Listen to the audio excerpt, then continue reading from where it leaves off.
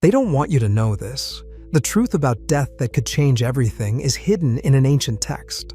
The Tibetan Book of the Dead isn't just a guide to the afterlife. It's a warning.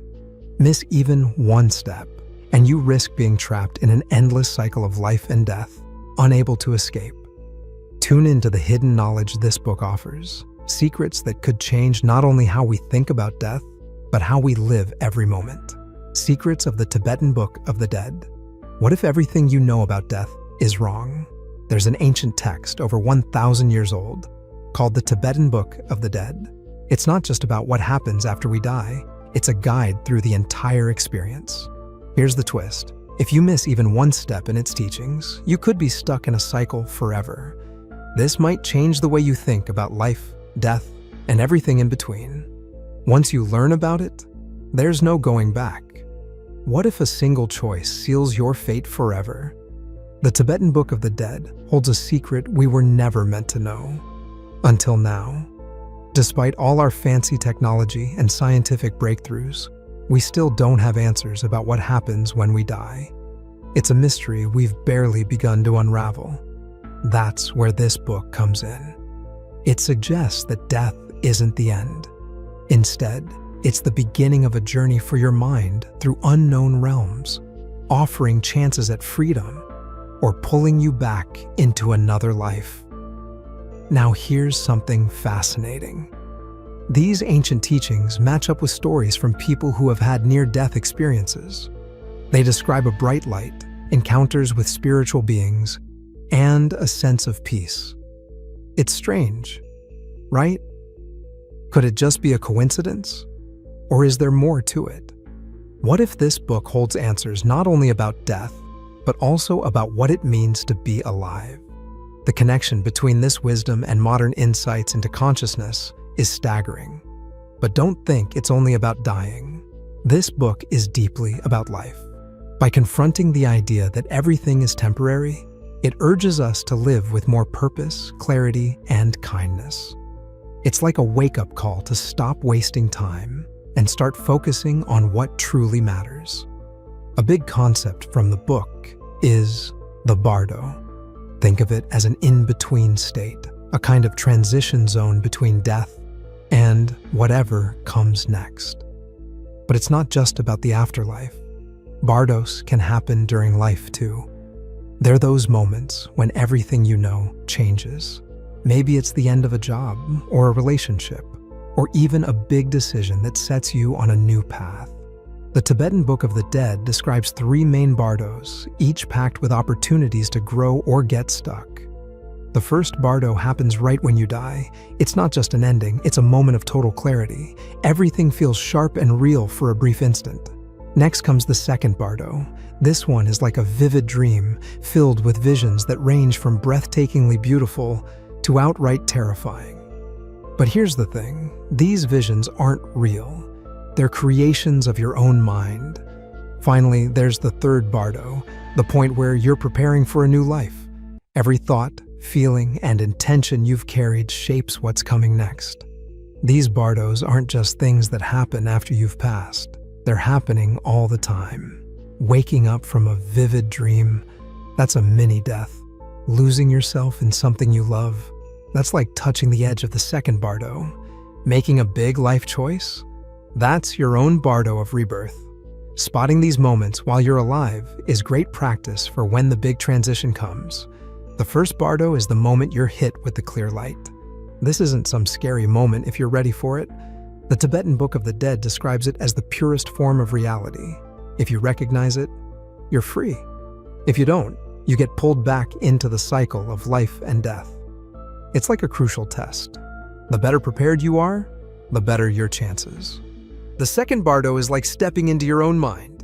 You'll meet calm, peaceful figures and scary, fierce ones. But here's the catch. They're all reflections of you. The peaceful ones show your strengths, like compassion and wisdom. The terrifying ones, they're your fears and unresolved issues. Facing them is key. It's like holding up a mirror to your deepest self. The third bardo is where your thoughts and emotions start shaping your next life. It's like your mental state becomes a magnet, pulling you toward your future. If you've been living with kindness and awareness, you're more likely to end up in a good place. If you've been ruled by fear or attachment, the road gets bumpier. Think of it like packing for a trip. What you take with you affects your experience. But this isn't just about what happens after death. It's about how you live now. Meditation, mindfulness, and compassion are tools that help you get ready. These practices clear out the clutter of fear and attachment so they don't trip you up later. One powerful practice is Tonglen. It involves breathing in the pain of others and breathing out kindness. It might sound strange, but it's transformative. Another tool is chanting mantras, sacred phrases that help you tune your mind to a higher state. These practices aren't just for monks or spiritual masters. They're for anyone who wants to live a better life. Start with small steps. Reflect on how temporary everything is. Let that understanding guide your actions and priorities. This isn't about fearing death. It's about embracing it as a part of life and preparing for it in a meaningful way. In Tibetan culture, dying is treated like an art. A spiritual guide, usually a lama, helps the person through the process by reading from the Tibetan Book of the Dead. This guide explains what's happening at every step and helps the person recognize the illusions they might encounter. Imagine having someone there to remind you that the scary stuff you see isn't real. It's just your mind playing tricks. This guidance keeps you calm and focused, giving you the best chance for liberation. Contrast that with how death is handled in modern times. It's often clinical, cold, and avoided. Tibetan teachings see it as the most important journey you'll ever take. It's not just about managing the end of life.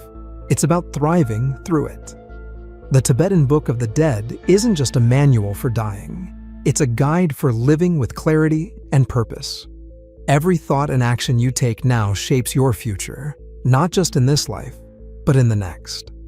By embracing these teachings, you're not just getting ready for the end. You're transforming the way you live. Even modern science is starting to explore these ideas. The connections between ancient wisdom and studies of consciousness are incredible. The Tibetan Book of the Dead shows us that life and death are deeply connected, part of the same journey. What if there's a guide to help with life's biggest unknown? Then, the mandala of peaceful deities guides the spirit to unity with this cosmic display. But there's a subtle trap. The dull path of healing always looms nearby. The text encourages the spirit to resist that pull, saying, "At this moment, let your compassion flow. Draw back from the path that leads to delusion and the lower animal realms." But what happens if the bardo being can't align with the peaceful deities? That's when the wrathful ones make their entrance. And these beings don't hold back. Imagine sharp fangs, multiple heads, weapons in hand, surrounded by flames and laughing ominously. Sounds terrifying? Well, that's the point. These blood-drinking deities embody raw energy, and their presence can feel like a nightmare come to life. Here's the twist, though. Even these fearsome beings are not to be feared. The text reveals that they too are pure manifestations of the mind. Their wrathful forms are just another reflection of the bardo being's own nature. It's a test, a challenge to see through the terror and recognize that all of this is coming from within. If the bardo being recognizes that the peaceful or wrathful deities are simply reflections of their own mind, they achieve something extraordinary, merging inseparably with the lights and forms of the deities, attaining Buddhahood. This is their second chance to break free from samsara, the constant loop of dying and starting over. But let's be real, it's no easy task. Fear, confusion, and doubt are often too overwhelming. And what happens if fear takes over? Liberation slips through their grasp. The peaceful deities transform into Mahakala, the protector of Dharma, and the wrathful deities morph into Yama Dharmaraja, the lord of Buddhist hells. Yama's presence is as vast as the sky, and he doesn't come quietly. Picture him holding a slate listing all past actions, giving commands of strike and kill, while performing gruesome acts like severing heads and ripping out organs. It's enough to make the bardo being faint in terror, And when they awaken, the opportunity for liberation is gone. From here, the Bardo being enters the third stage, the Bardo of rebirth. This stage is where karma steps in to decide their next destination. The possibilities? They could be reborn into the realm of gods, jealous gods, humans, animals, hungry ghosts, or even hell. And the process of transformation begins with the appearance of womb entrances. The Bardo being feels a pull toward one, and upon entering, conception occurs. Just like that, the pattern continues, and they're reborn into a new life. But as this phase of rebirth unfolds in the East, the West took these profound teachings and reshaped them into something entirely its own. The concept of Bardo, with its vivid imagery and spiritual depth, found new life in Western interpretations and cultural reinventions. How the West reimagined Bardo. Let's take a step back and remember something important. The Tibetan Book of the Dead isn't just a philosophical text. It's a ritual guide meant to be read aloud to the dead. Its oral nature is key. Much of the text directly addresses the deceased with lines like, "O child of Buddha nature," offering encouragement and instructions for navigating the wild and often terrifying visions of the Bardo states. When you read this text with its oral purpose in mind, even the more horrifying parts, like Yama drinking brains, start to make sense. They're not meant to shock for the sake of shock. Instead, they serve to guide and prepare the spirit for the challenges of the Bardo. And about the name, the Tibetan Book of the Dead, it's a little misleading. It's not actually a standalone book, but a small section of a much larger text called Peaceful and Wrathful Deities, a natural liberation through recognition of enlightened intention. This context adds even more depth to a text already filled with wisdom, ritual, and cosmic imagery. The origins of the Tibetan Book of the Dead are steeped in legend and tradition, tracing back to the 8th century tantric master Padmasambhava, an important figure in Tibetan Buddhism.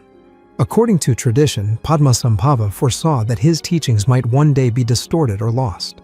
To safeguard them, he devised a unique solution. He hid his teachings across the Tibetan landscape. These hidden treasures, called therma, meaning treasure, were concealed in caves, lakes, mountaintops, or even within the minds and hearts of future disciples, waiting to be discovered when the time was right. The people chosen to uncover these treasures are known as Tertons, treasure discoverers. It's believed that Tertons are reincarnations of Padmasambhava's closest disciples, handpicked by the master himself to rediscover and revive his teachings in later lifetimes. This tradition credits the Tibetan Book of the Dead as part of one such treasure. The story of its discovery is just as fascinating. In the 14th century, a 15-year-old boy named Karmalingpa, the son of a tantric master, is said to have found a collection of texts buried in a cave. Among them was the complete Peaceful and Wrathful Deities text, which includes the section we now call the Tibetan Book of the Dead. It's a striking narrative, filled with mysticism and spiritual destiny. While this is the traditional story, many scholars approach it with skepticism. From their perspective, the therma texts are more likely the work of the Tertons themselves, with the attribution to Padmasambhava serving as a symbolic nod to his authority and influence, rather than literal authorship. Interestingly, while the Tibetan Book of the Dead is widely recognized and celebrated in the West, its prominence within Tibetan Buddhist practice isn't quite as grand. Tibetan Buddhists are often surprised by how much attention this single text, a small part of one of their many funerary traditions, has received abroad. It's a reminder that sometimes the spiritual spotlight shines in unexpected places. Some scholars argue that the Tibetan Book of the Dead has become more of an American spiritual classic than a Tibetan one. Why?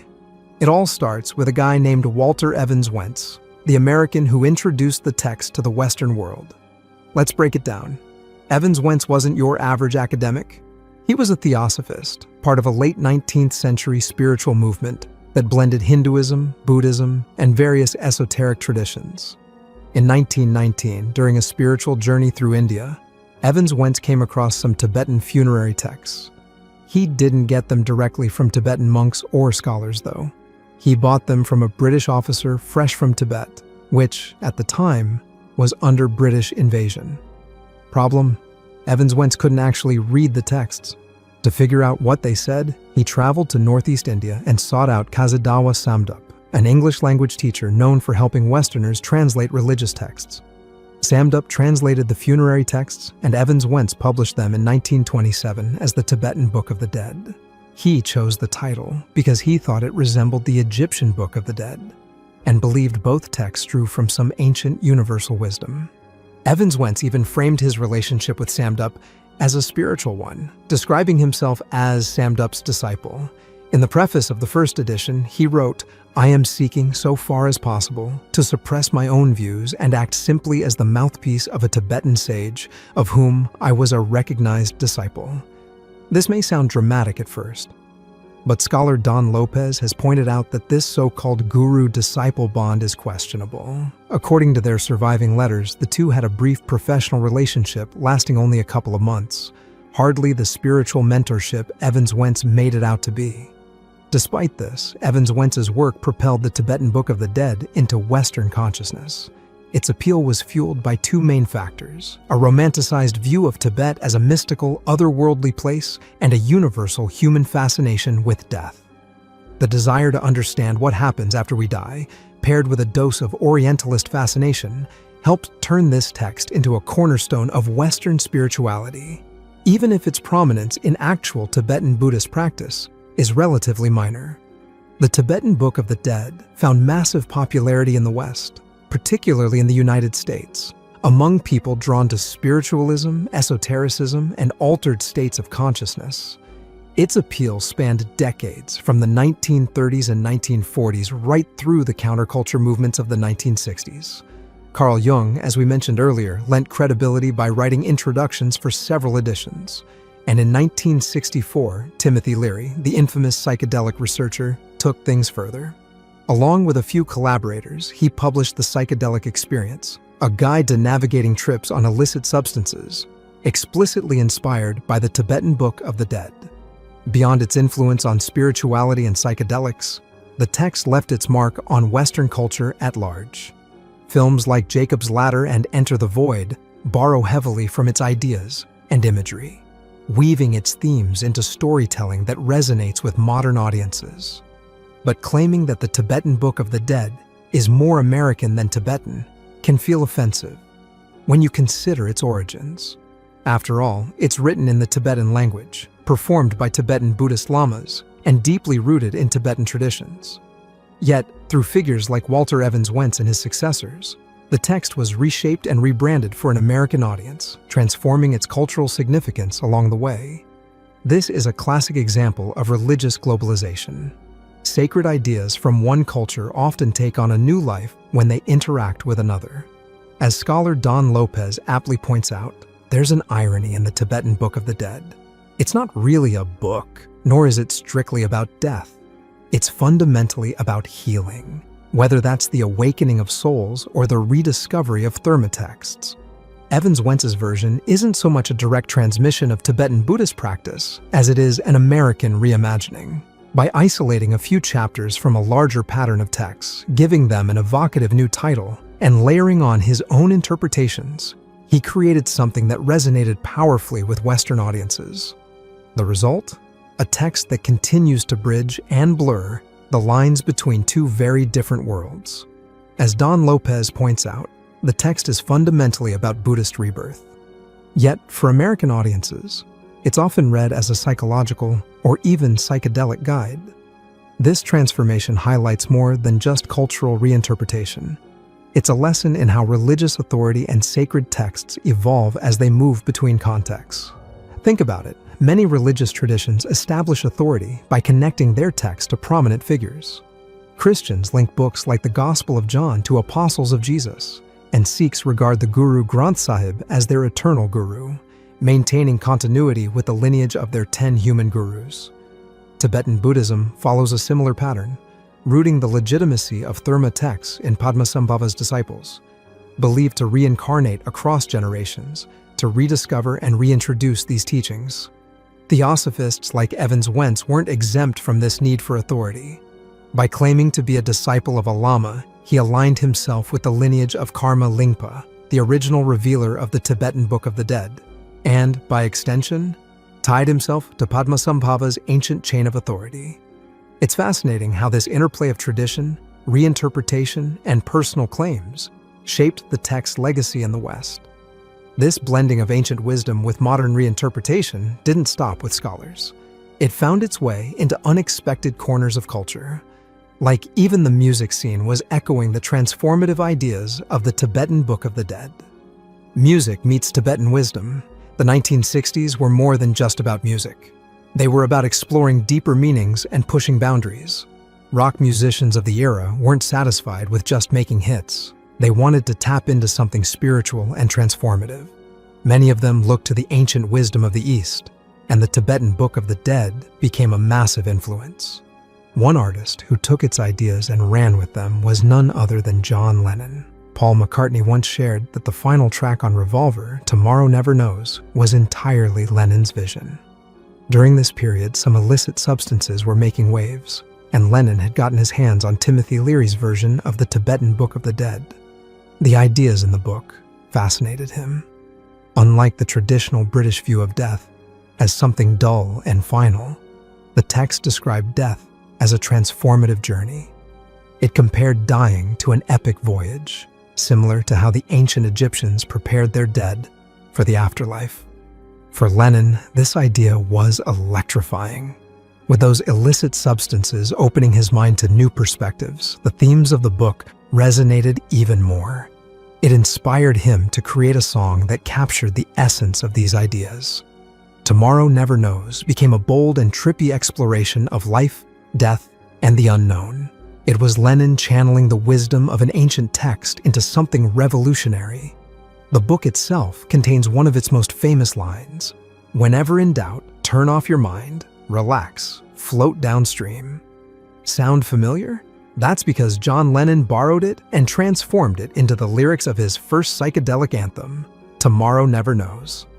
But Lennon didn't want to go full philosopher without a little twist. He knew the best way to weave spirituality into music was to add a touch of playfulness. As he explained, "That's me in my Tibetan Book of the Dead period. I took one of Ringo's malapropisms as the title to sort of take the edge off the heavy philosophical lyrics." And just like that, a deep spiritual concept became part of a song that was as trippy as it was relatable. Now, let's talk about Leonard Cohen. For some reason, the idea of him playing tennis is oddly funny. But that's exactly what the monks at a Buddhist monastery had him doing. When Cohen retreated to the monastery, the monks noticed something right away. He was too serious. Their advice? Loosen up. They sent him to the tennis courts, insisting he needed to learn how to play, not just work. This experience left a lasting impression on Cohen, who embraced the lesson wholeheartedly.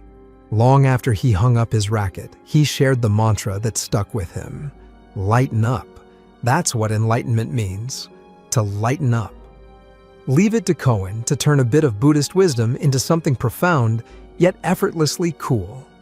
For Leonard Cohen, the idea of separating yourself from the grind was transformative. It became the foundation of much of his later work, which radiated the sense of peace he discovered through this liberated mindset. Feeling deeply grateful for the inspiration, Cohen decided to give back in a way that felt meaningful. He lent his iconic voice to narrate a 2-part documentary series on the Tibetan Book of the Dead.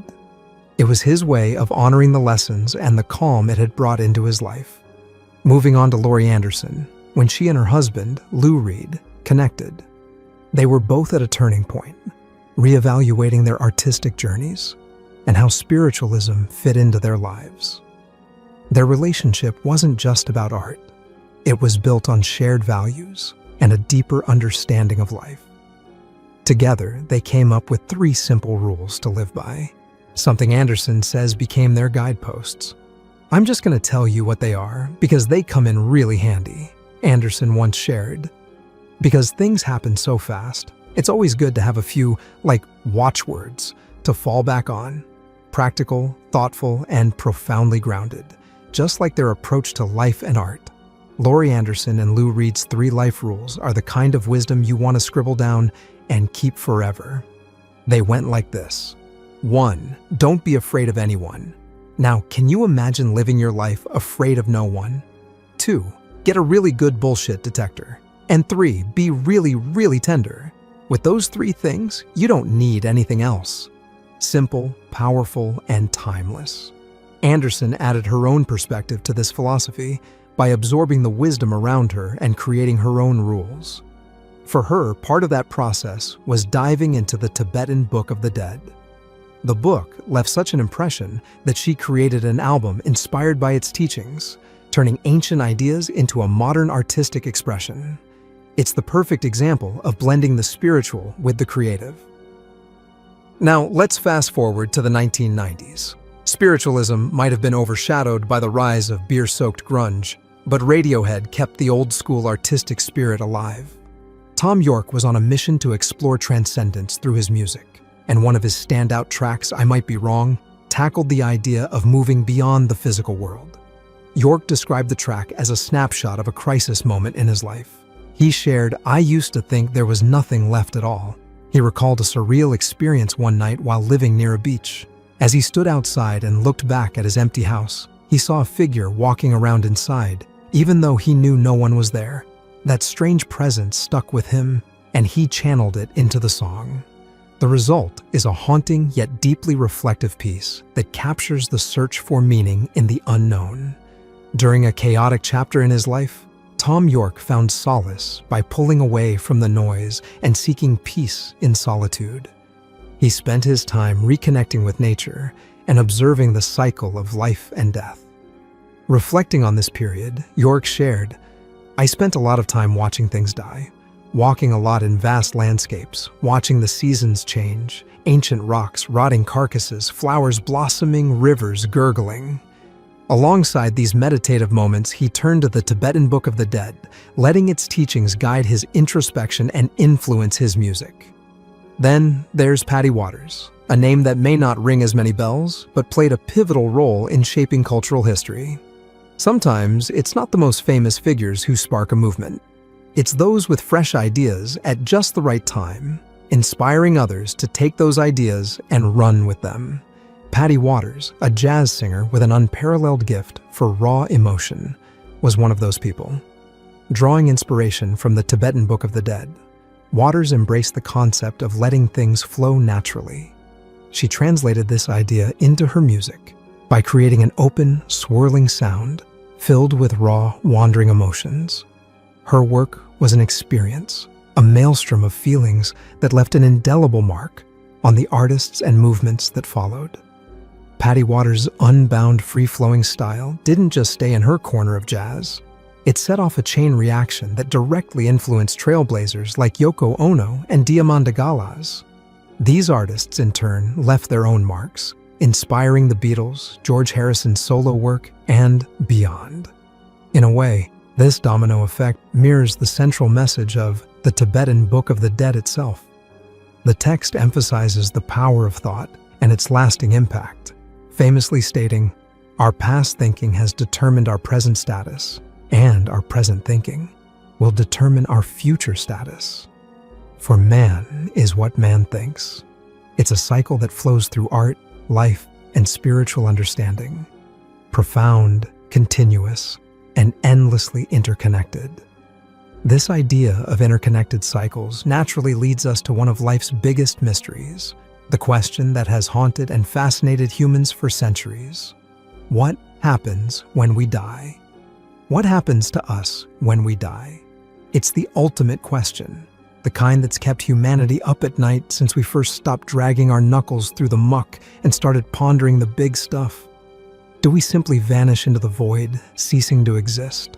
Are we thrown back into the mix as fresh-faced babies, or maybe even animals, on some endless karmic loop of reincarnation? Or is there a white light waiting for us, the one we've heard about in near-death experiences on shows like Oprah or Larry King Live? The warm glow, the smiling faces of loved ones long gone. It's comforting, right? Then there's the classic Christian image. St. Peter standing at the pearly gates, clipboard in hand, checking if your reservation for eternity in the kingdom of heaven is confirmed. Why does the question of what happens when we die cling to us so tightly? In his book, How Plato and Pythagoras Can Save Your Life, Nicholas Kardaras explores the idea that humans are unique in their ability to ponder this, because we're the only species capable of mentally traveling through time. We can project ourselves into the future, and what do we inevitably find? Death. And that realization? It shakes us to the core. Some might say it scares the hell out of us, or maybe even scares the heaven and hell into us. Pulitzer Prize-winning author Ernest Becker tackled this existential terror in his groundbreaking work, The Denial of Death. Becker argued that everything we create, our art, our towering buildings, our religions, and even our drive to have children, is rooted in one primal urge: to deny our mortality. It's all a way to soothe the deep-seated anxiety, what psychologists call thanatos anxiety, that there might be nothing beyond this physical existence. The common wisdom says we'll never really know what happens after we die, because no one has ever come back to tell us. But that might not be entirely true. Beyond the near-death experiences, or NDEs we've heard about, documented by psychologists like Dr. Raymond Moody in Life After Life and Dr. Kenneth Ring in Mindsight, there's another phenomenon that challenges our assumptions. It involves children who, without the drama of an NDE or the influence of hypnotic regression, spontaneously recall vivid details of past lives. These cases are rigorously studied, well documented, and leave us wondering, could these glimpses into past lives hold the answers we're searching for? When it comes to children recalling past lives, these stories aren't about extravagant claims of being Cleopatra or Napoleon. Instead, they're far more grounded, and, in many cases, eerily specific. These kids often recount memories of ordinary people who passed away relatively recently, sometimes just months or a few years before their birth. What's truly fascinating is the level of detail. They'll name parents, siblings, and other relatives. They'll describe their previous villages, homes, or districts. They'll even recall what they did for a living, and most strikingly, provide vivid, accurate descriptions of how they died. Here's where it gets even more unsettling. Some of these children bear physical signs, birthmarks or congenital defects that match the cause of death they claim to have experienced in a past life. Often, these injuries were traumatic in nature, like scars from fatal wounds or marks where the body might have been pierced.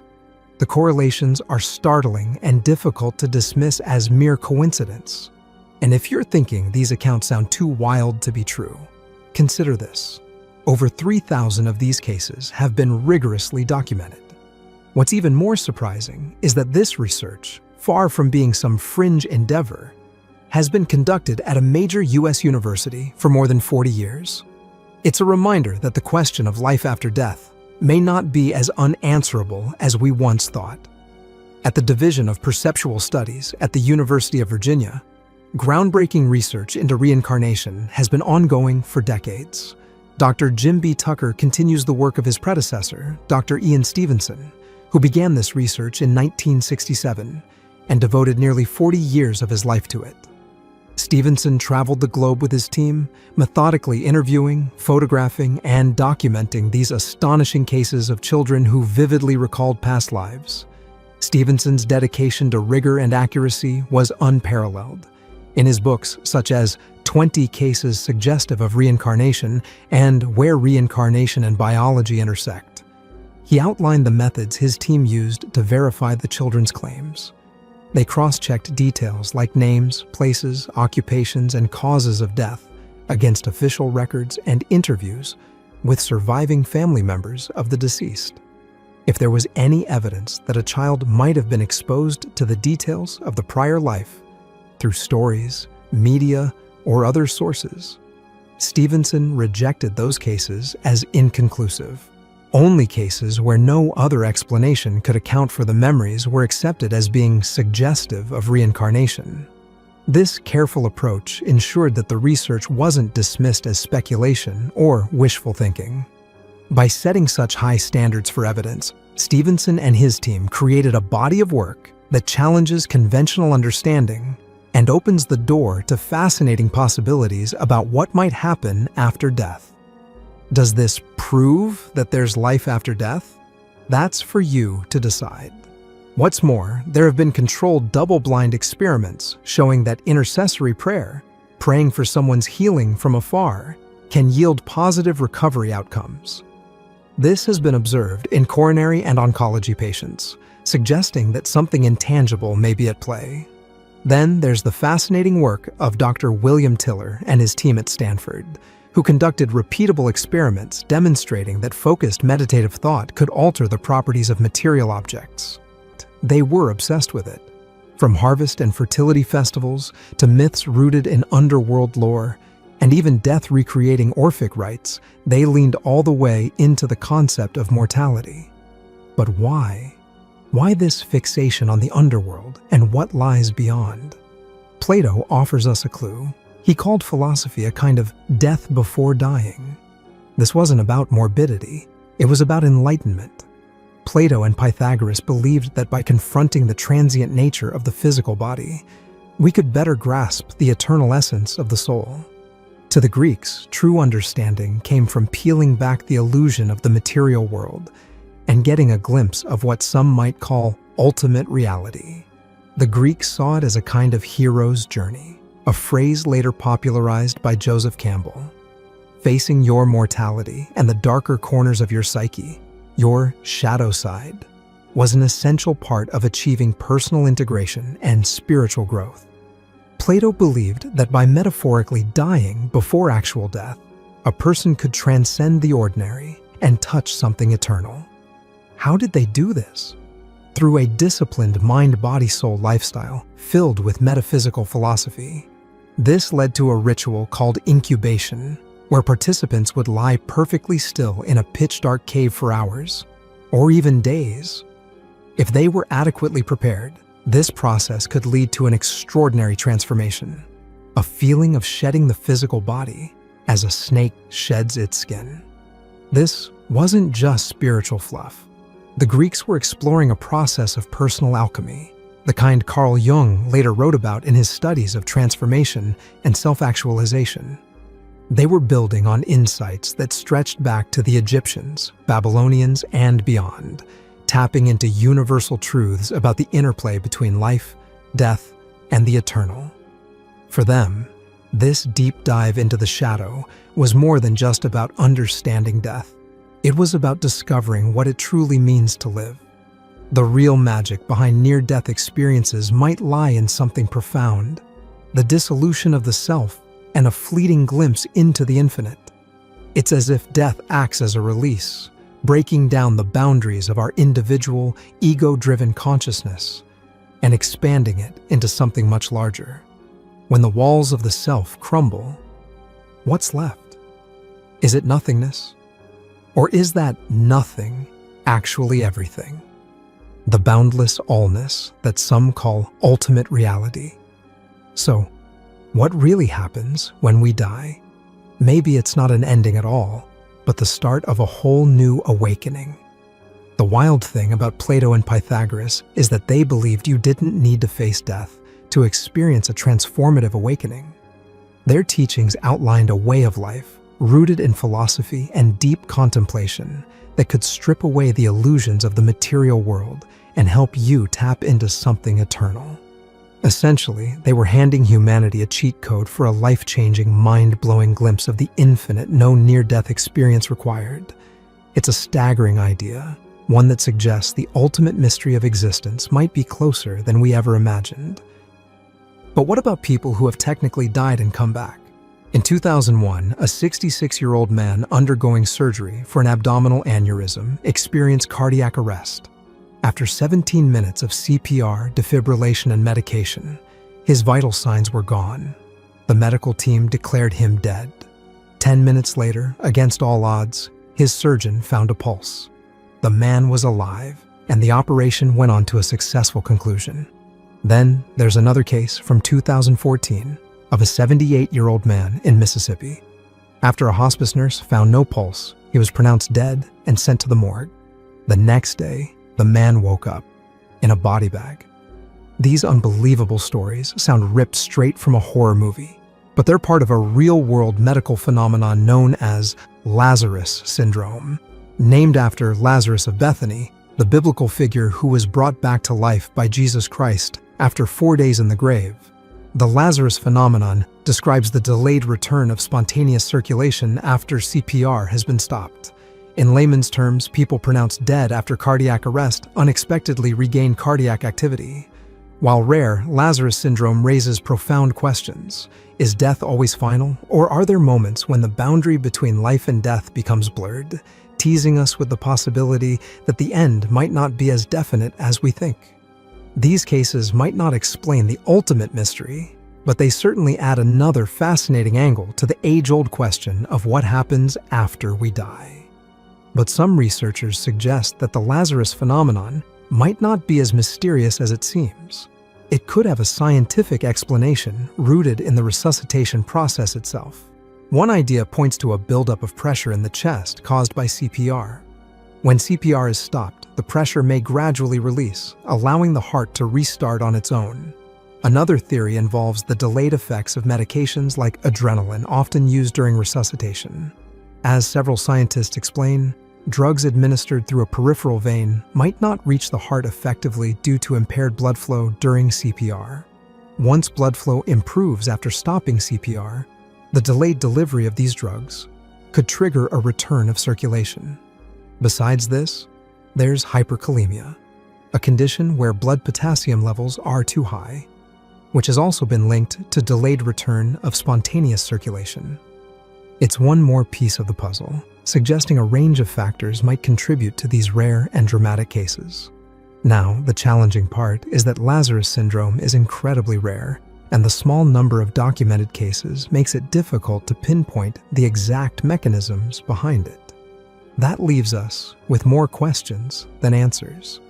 But maybe we're asking the wrong question. Instead of focusing on what might bring a patient back to life, perhaps we should consider this possibility. Were they ever truly deceased?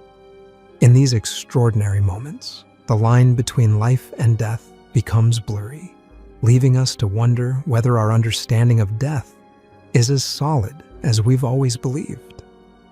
Do you think the Tibetan Book of the Dead holds answers to the mysteries of life and death? Let us know in the comment. If you enjoyed the video, don't forget to hit the like and subscribe button for more.